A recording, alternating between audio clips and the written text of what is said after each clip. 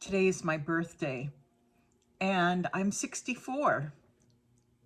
And I wanted to share with you three really important lessons that I've learned about what I know now that I didn't know when I was younger. And the biggest lesson is that life doesn't change all at once. It changes gradually, quietly, through the choices we make day by day with consistency. I feel things a lot differently than I did even 4 years ago when I turned 60. And I feel more the reality of being in my 60s, of being a senior. And not in a bad way, but with a gravity. I take things more seriously. I take my choices more seriously. And I think I've probably become more protective of my time and my energy. And that's a good thing because it has led me to pursue some new avenues in my life that I didn't or haven't done for the last 15 or 20 years. So the first lesson is that in your 60s, I have begun to feel this sense of agency. Agency just means ownership. And I am taking ownership of what I want my life to look like now and for the rest of my life. You know, when we were younger, we probably spent our 30s, 40s, and 50s caring for others, caring for our careers, trying to build things in our lives. And now that we're in our 60s, that role has probably changed a lot for us. We may not be a caregiver in the same sense that we were when we were younger. And if we are still working, our career is probably much different than it was when we were in our 30s. And if we're not working, then we have a whole new perspective on what makes a meaningful life.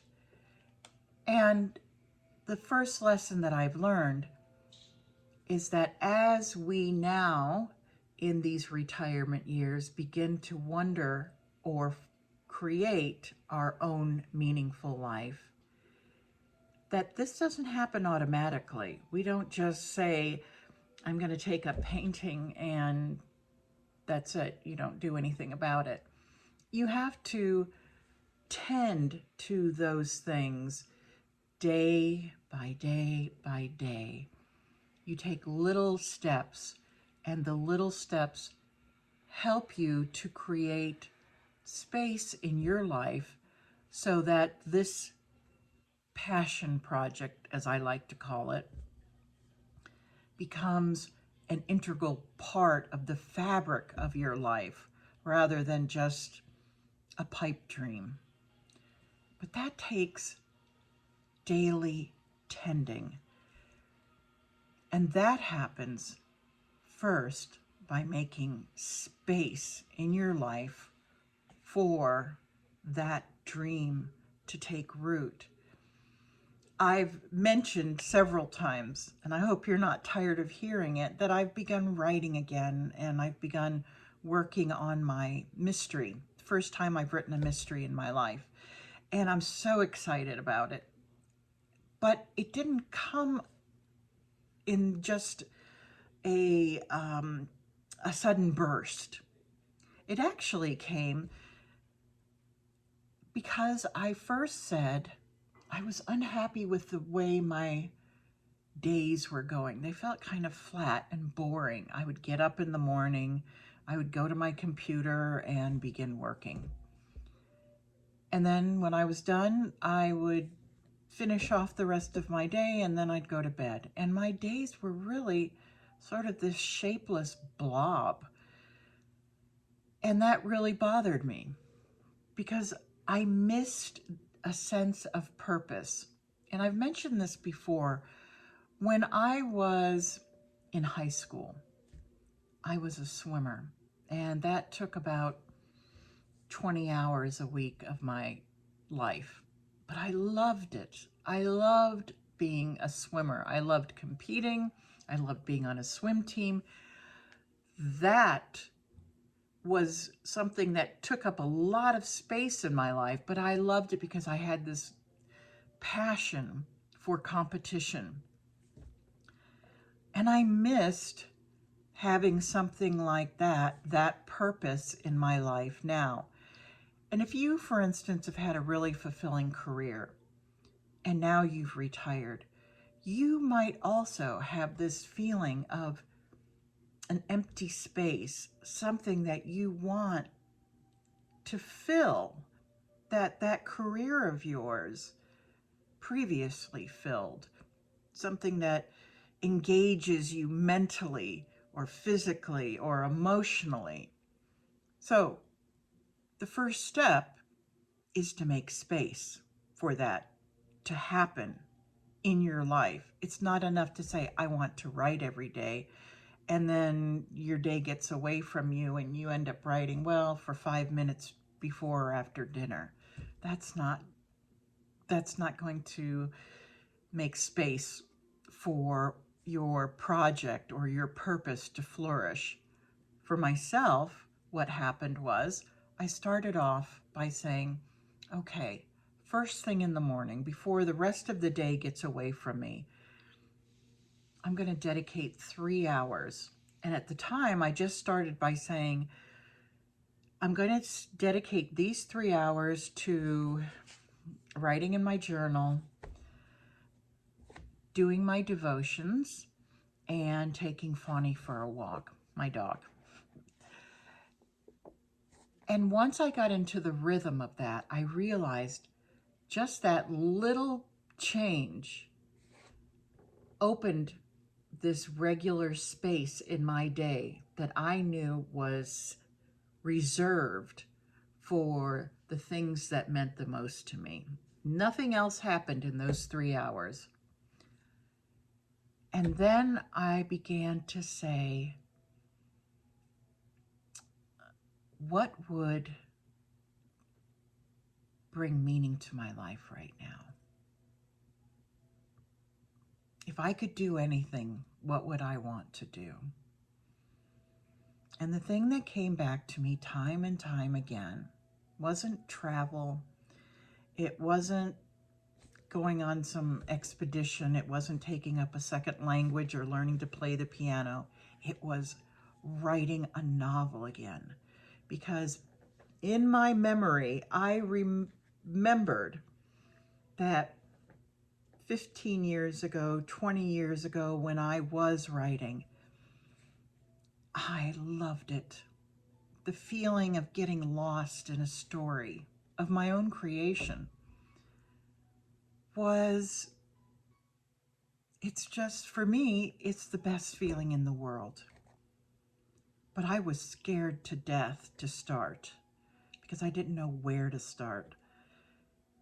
And so I started small. I read this book that said, just write for 8 minutes a day.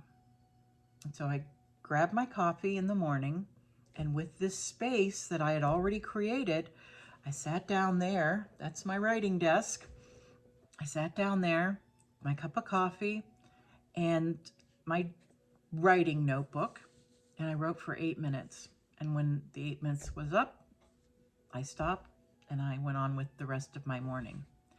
And next morning I did that again and again, and slowly that novel began. And now, most mornings I write between 30 minutes and an hour, and it just flies by. And that space is still sacred. First thing in the morning, grab my coffee, sit down, and write. Nothing else happens until that's done. And that is what I have learned. And what I mean by you have to tend to this life that you want to create day by day. Set up boundaries, make space for it, and then be there with it every single day, even if it's just 8 minutes. And then the third thing I want to tell you about, and this is kind of, well, bittersweet. As we age, we will experience loss, whether it's limits in what we can do physically, cognitively, emotionally. We will experience loss.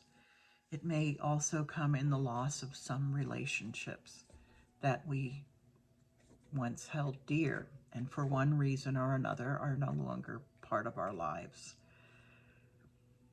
But here's another type of loss that you will experience with age. You care less about pretense. You care less about keeping up with the Joneses. Gosh, that used to be so important to me. And it's not now. And I think it's been one of the greatest reliefs of my life is no longer caring as much as I used to about what other people thought about me or thought about what I had accomplished or not accomplished. And again, that goes back to that word agency, ownership. This is my life. I'm the only one that can live it. Just as you are the only one who can live your life. And you are the only one that can determine what your purpose is, what you want to make space for in your life, and what's important to you. What's important to me will not be what's important to you. And that's okay. It doesn't matter. It's your life. That's what's important. I'm 64 today, and God willing, I will live another 30 years. But I am well aware that the next 30 years will not be like what the last 30 years were. Age 30 to 60? Oh, let's put it this way, age 34 to 64. At the age of 34, I left a job on Wall Street in New York City. And the years that have gone by from age 34 to 64 will look nothing like what the coming years from 64 to 94 will look like. I certainly won't be the same person. But what I can tell you from what I can see from here on my 64th birthday, I'm a lot happier now. I feel much more confident in who I am and who I want to become. My life is quite small and modest, but it is a beautiful life because it is a life that I am the caretaker of and that I tend to every day. So now it's your turn. Tell me in the comments, what do you know about yourself that you didn't know when you were younger? And do you have something that you're going to pursue and make space for now that you didn't make space for when you were younger? I look forward to hearing from you. As always, like, subscribe, and always, God bless you.